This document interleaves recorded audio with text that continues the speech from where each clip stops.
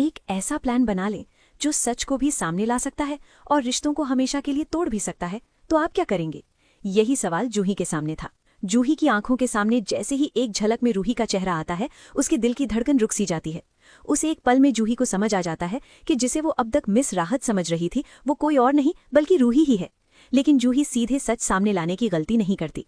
वो जानती है कि रूही को सामने लाने के लिए सिर्फ सवाल काफी नहीं होंगे, उसे एहसास दिलाना पड़ेगा। इसीलिए जूही एक ऐसा प्लान बनाती है जो खतरनाक भी है और भावनाओं से भरा भी।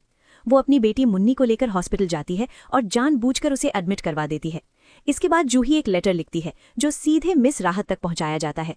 लेटर में बस इतना लिखा होता है, मुन्नी की हालत बहुत खराब है, उसे हॉस्पिटल में भर्ती कराया गया है, प्लीज जल्दी आओ। जैसे ही रूही वो लेटर पढ़ती है, उसका दिल बैठ जाता है, उसकी आंखों से आंसू बहने लगते हैं। रूही खुद से कहती है, अगर मुन्नी को कुछ हो गया तो मैं खुद को कभी माफ नहीं कर पाऊंगी। और उसी पल वो फैसला कर लेती है कि चाहे कुछ भी हो जाए उसे हॉस्पिटल जाना ही होगा।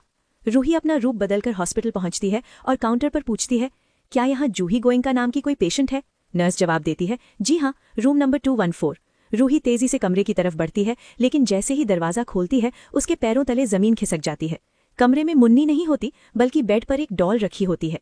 रूही घबरा जाती है। तभी पीछे से जूही की आवाज आती है, रूही। जूही को देखकर रूही टूट जाती है, उसकी आंखों से आंसू बहने लगते हैं। जूही भी रोते हुए पूछती है, मुझे और मुन्नी को इस हालत में छोड़कर क्यों चली गई थी? रूही सिसकते हुए कहती है, जूही, मैं तुम्हें छोड़कर नहीं जाना चाहती थी, लेकिन हालात ऐसे बन गए थे कि मुझे वो घर और वो रिश्ता छोड़ना पड़ा। जूही उसका हाथ पकड़कर कहती है, अब तुम्हें मेरे साथ घर चलना होगा, वो घर आज भी तुम्हारा इंतजार कर रहा है।